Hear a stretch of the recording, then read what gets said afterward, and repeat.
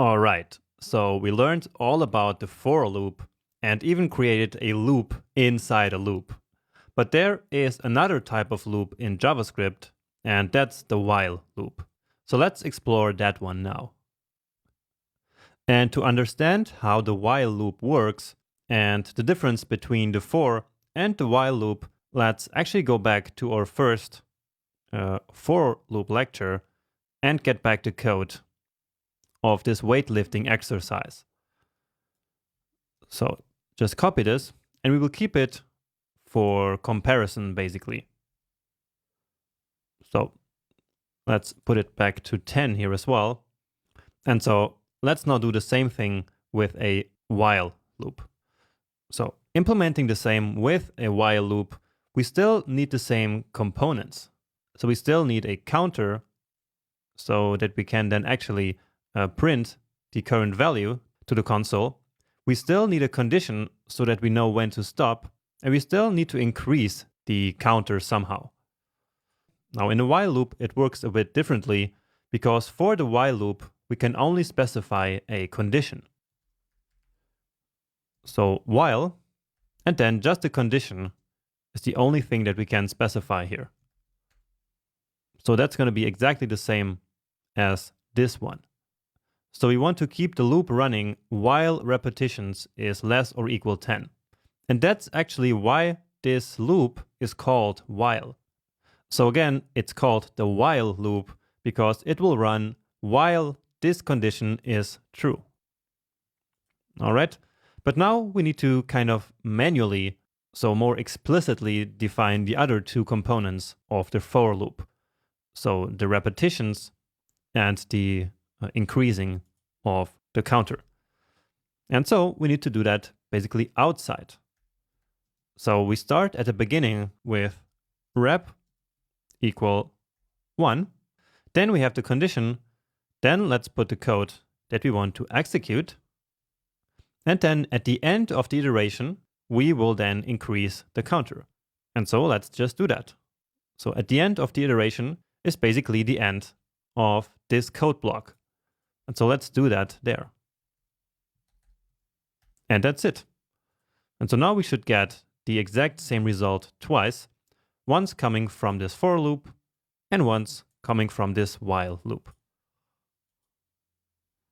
And yeah, so 1 to 10, and then again 1 to 10 coming from the while loop. Just write that here, just to make 100% sure. Yeah, and indeed, the second set here is coming from the while loop. So this all means that the while loop is more versatile than the for loop, which means that it can be used in a larger variety of situations. And that's because it does not really need a counter. So we put the counter here because we need it for this specific use case. But all the while loop really needs is the condition, which needs to stay true for it to keep running.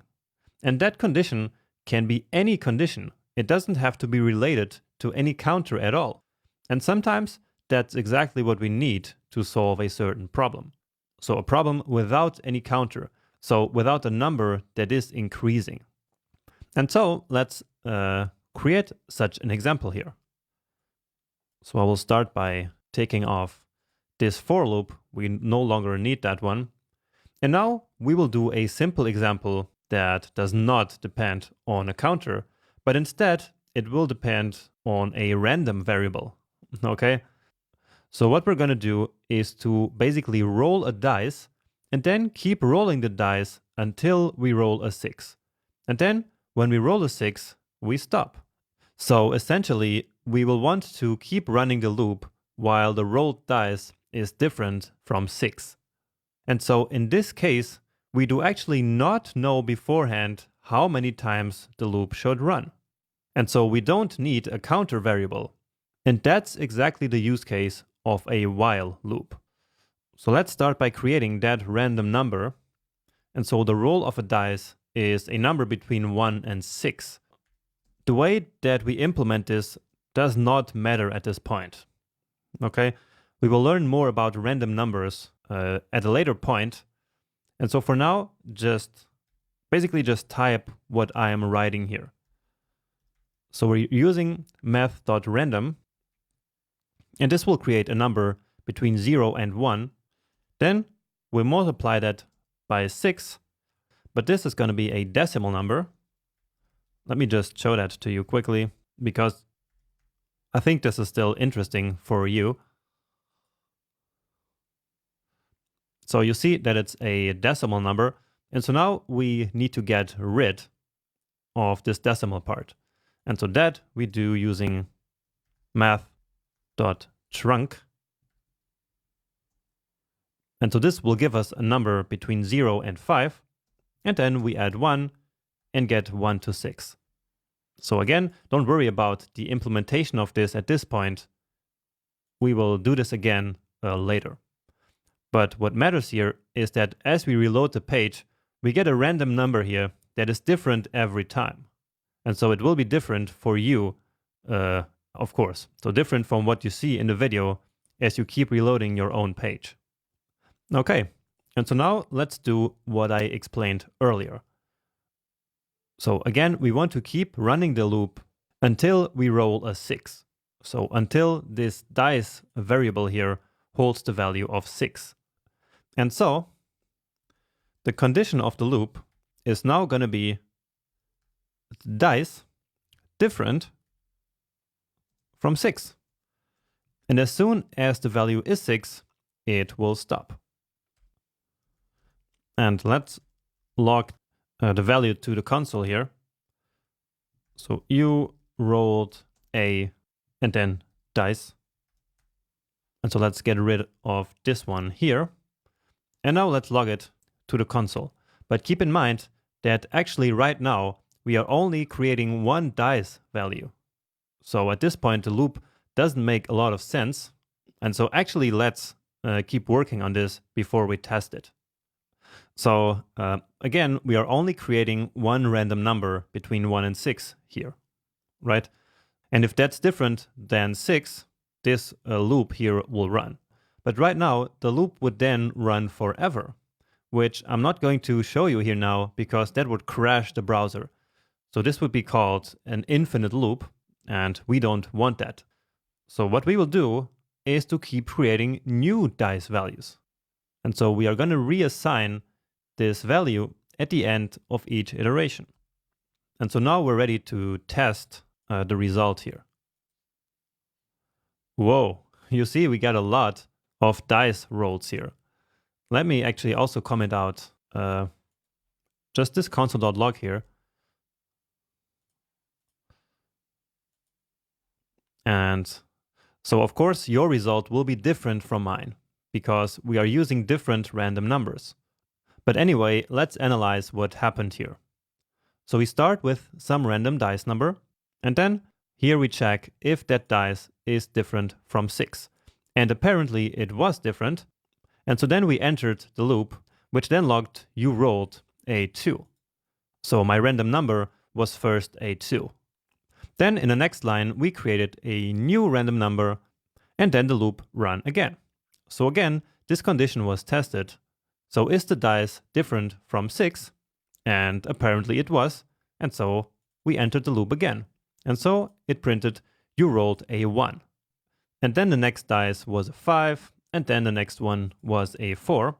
But then apparently the next dice that was rolled here was a 6. So at the end of this iteration here, this dice value was a 6. And so then in the next iteration, dice was actually equal 6. And so then the condition is no longer true and the loop stopped. And let me actually write one more line of code here in which we can say if dice is 6, then log loop is about to end. And so this way we can know when a 6 happened. And so the very first thing that should ever happen here in this output is this, right? Because then when the dice was 6, the next iteration will no longer run. So let's do that.